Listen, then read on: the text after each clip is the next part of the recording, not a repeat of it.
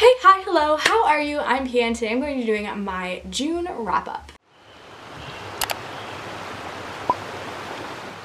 In the month of June, I read a total of 16 books, I believe. You can count it in the comments and let me know if I'm wrong. Yes, as far as stats go, I don't really tell you about like my star ratings, but I did DNF 2 books, so I didn't technically read them. The first thing I read was a graphic novel, and this is an ARC that I got at BookCon, and this is called Debbie and Pearl, Digital Detective, The Memory Thief, and this is by Lauren Davis, Mel Hilario, and Katie Longua. This has just about the cutest art style. I picked this up and I just immediately knew it was going to be really fun. It was really fun and quick. I enjoyed the story.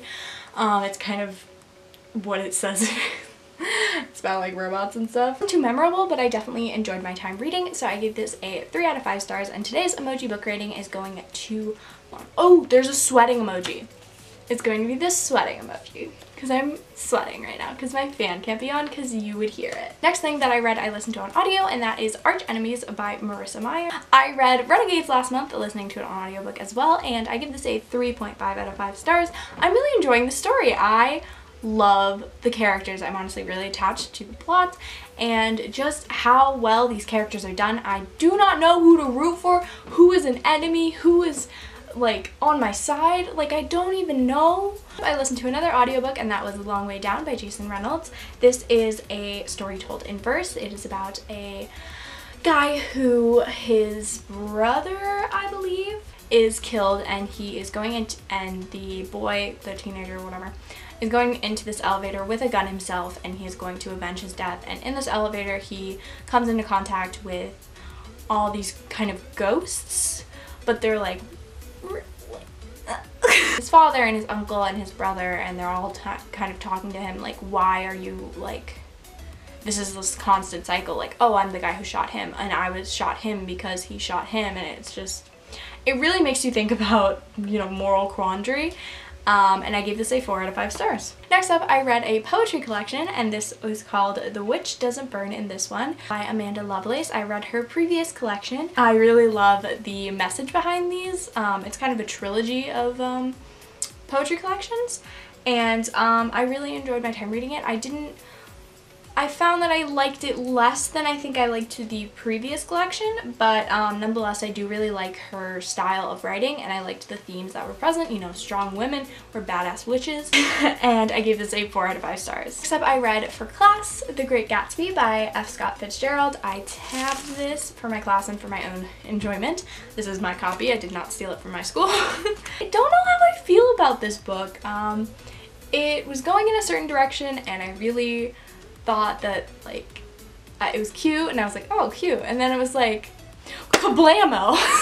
And then it was like this whole like moral thing, and like don't know if I like this book. Like I feel like I'm in the middle of the road about it. Like I don't really have too much of an opinion. Like I understand it, like that's all good and well, like I really love analyzing like Gatsby, but like as far as the story is, like, I don't really know. I didn't rate this book. I tend to not rate books, classics or books that I read for class, just because I feel like when you delve so deep into a book, it's like, is it good or bad? Like, that's what a star rating is. It's like, is it good or bad? But you're like, but when he said this on this chapter 45, it's like, eh. Next up, I listened to the audiobook for If I Was Your Girl by Meredith Russo. This is an Own Voices trans book. Why do I like blank on like the easiest words? So this was really cool. I haven't seen a lot of trans rap, and I think this is one of the first books that came out a couple years ago with that representation, which is amazing.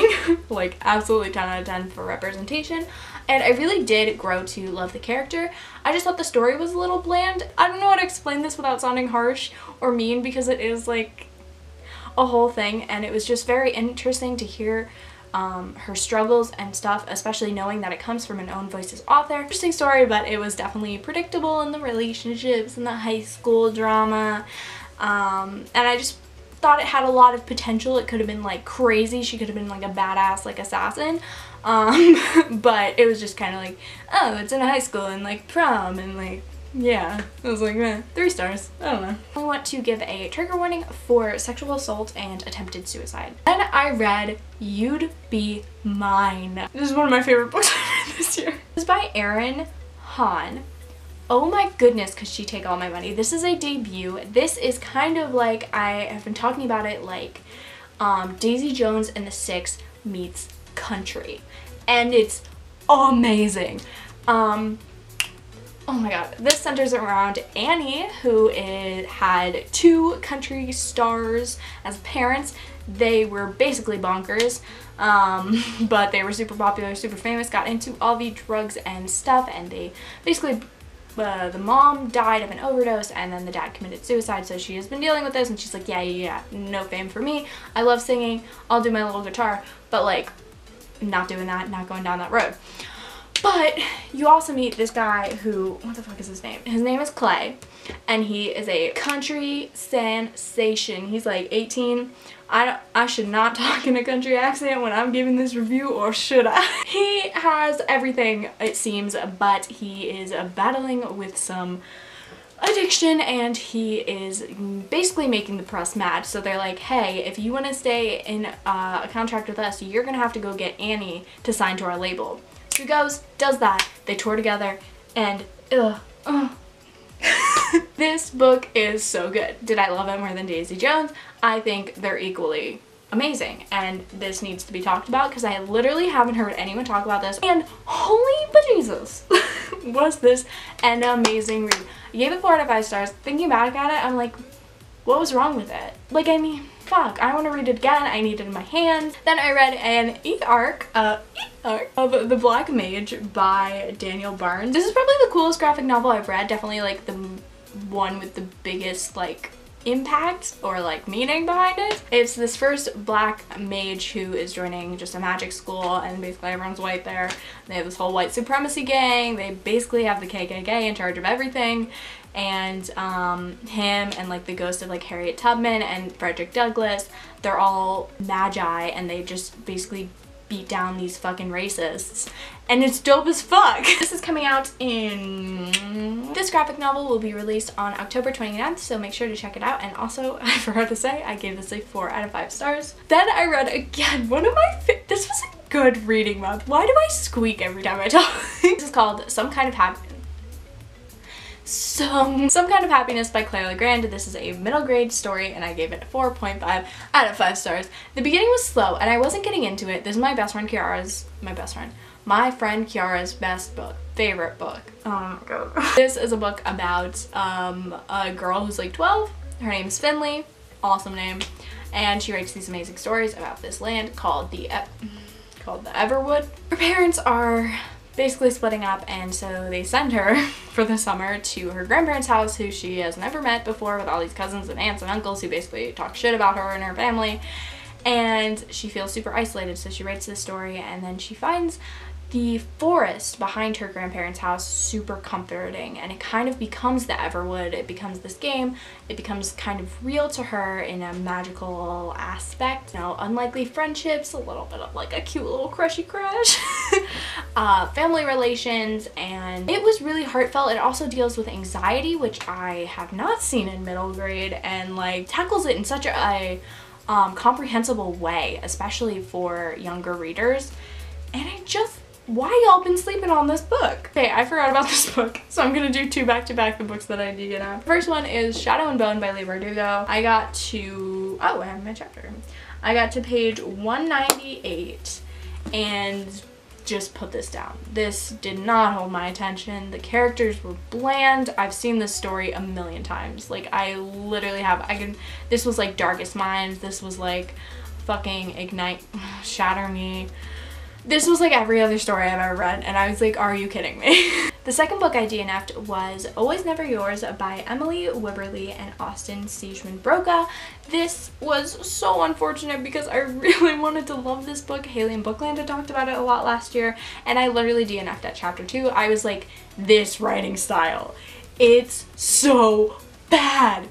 Like, probably, I haven't really encountered too much in my like reading of YA of like a writing style that just completely detaches me from the story and is just so unbearable that I have to stop reading, but this was bananas. Oh my god, I don't want to drag these authors, and I hope that they improve. I still want to pick up their next book just to see if their writing style has changed, but they make these teenagers and they sound so stupid and like not how teenagers talk whatsoever. And oh my god, it was unbearable. The next book I read was Crown of Midnight by Sarah J. Maas. I gave this a 3 out of 5 stars, which is the same grade. No. Star rating that I gave to the first book. The beginning, again, was boring. I got bored.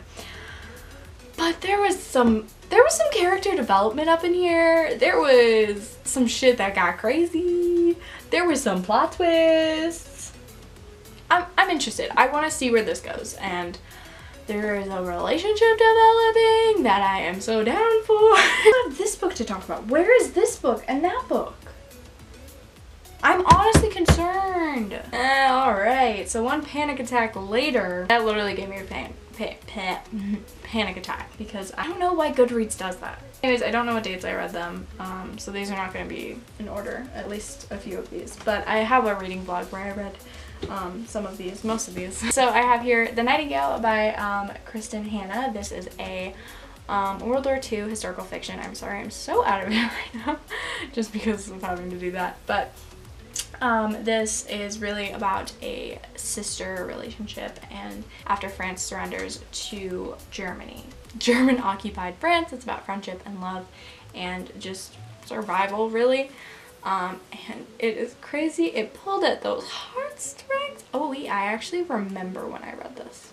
I remember finishing this. This was great. I gave it a 4 out of 5 stars. Enjoyed it. Pulled at the heartstrings, like I was saying. Some things were just a little convenient, you know? Like some things pulled me out a little more. I was like, oh yeah, this is fiction. Then I have a book that I completely didn't like. And that is Girls of Paper and Fire by Natasha Nyan. This unfortunately let me down quite a bit. I gave this a 2 out of 5 stars. I really wanted to love this. I saw so many people loving it, but I did also see some mixed reviews. I'm going to keep talking over my mom making noise. And this, I listened to this on audio, and it's a sapphic romance, and the romance was cute, and that's what I liked about it. But the story was like, the concept was there, the execution, not so much for me. Then I read another one of my favorite books of the year, and that is Starry Eyes by Jen Bennett. I absolutely love this. I have a reading blog where I talk all about this and just gush. This is about 2 people who were best friends, and they decided, you know, like, we are gonna try to be more than that. So they had this thing called the Great Experiment where they were testing out, you know, the whole like kissing and dating, but like in secret, and then they were gonna come out to all the people and be like, yo, we're in a relationship, get used to it. But then the guy never showed up. So it's a year later, they've been hating each other, and they end up on the same camping trip. It explores so much more than you think it will. It is all about self-discovery. It's all about how your family it's so much about family dynamics. They come from such different backgrounds. They have such interesting personalities, like not cookie cutter, like just like hand me a YA characters. They are so well developed and like have such interesting like quirks that like just make them really unique and really special. And definite trigger warning for suicide and drug abuse. Not central topics to the story, but they are mentioned, so just forewarning for that. But if you can handle that, I think it is a beautiful story of not only like love and romance and whatnot, but friendship and family, and how family differs and how it changes and evolves. And yeah, it's so good. Next up, I read an e-arc of the first volume of The Avant-Gardes, which is issues 1 through 5. This had a really cute art style. I honestly, that's the only reason I picked it up on NetGalley. Things that I liked about this were the art style and the diversity. There were no white hetero people in sight, and like, go that. Like, literally fantastic. It's told in vignettes, which is an interesting format, but it centers around a basketball team, and that just, is not the most interesting thing to me, so I didn't really love that, but it changed perspective in the different vignettes, and I thought that they were very well done and the characters were really distinct, which I thought was very cool. And I really liked the friend dynamic. I thought that was done really well with their different personalities and how they interacted, but just like the story wasn't really all that, and the characters, like I'm not thinking about them a lot, so I gave this a 3 out of 5 stars. Then I read Forever Interrupted by Taylor Jenkins Reid for the TJ Read Along, hosted by some of my friends on BookTube. This was the first month that they did it, and I gave this a 5 out of 5 stars. Everyone in the live show didn't like it. It made me think about my loved ones. Basically, this is a crazy ass story. Like, Taylor Jenkins Reid really fucking threw us for a loop. And my hair is ugly. Should I take it down? Like, this is about a girl who quickly falls in love with this guy. They have a whirlwind romance. It's 6 months and then they're engaged. And then they're married. And then they're married for 9 days or 11 days. 9 days? 11 days. The guy gets hit by a car. What the fuck? This is told in dual timelines. It's them falling in love and then it's her dealing with this grief. And she has never met this family. They didn't even know that she existed, and it's so heartbreaking to hear and read from her perspective, and she is being so isolated from this person that she knew so well, even in a short amount of time, from these people who didn't know her and don't believe her and don't believe in her grief. But it's also about dealing with grief, and she does find people to confide in and people with similar struggles and ways to cope and I don't want to say move on, but to move on and to just kind of get through everyday life. I was sobbing. I have a reading vlog which went up before this. I think it was my last video. And you can just see me crying. Oh my god, it really made me value my like family members. I was like, I don't want you to die. I love you. I like texted everyone I know. I was like, I love you. Like, don't die. Be safe. Like. And lastly, I read my TBR jar pick, which is Foxheart by Clayla Grant, another Clayla Grant book. This is about this girl named Quicksilver. Basically, she encounters her older self and she's like, yo, we gotta get the Wolf King because he's trying to steal all these skeletons, and if he gets all these skeletons, why do I get so Jersey? Then like he'll have all the power and he's just like not a cool dude. So yes, I don't really know how to explain it better. It was good. It was fast. I liked that it was middle grade. I love a good middle grade. So I read it really quickly, so I appreciated it for that. The characters are fun. I thought it was an interesting story. Other than that, it didn't really strike a chord with me. I didn't really get too attached. I give this 3 out of 5 stars. I might pick up the companion, just see what it's about. That she's working on. I think it's coming out in either 2019 or 2020. But yeah, I'm happy I read it. I'm happy that it was on my TBR, or it was in my TBR jar, so that I could pick it up. It's 10 o'clock. I need to go to bed. Thank you all so much for watching. Make sure to like, comment, subscribe, do all the things. Make sure to check out my TBR for the month and vlogs and things that I've mentioned. Like, comment, subscribe, do all the things, and I'll see you in my next video. Bye!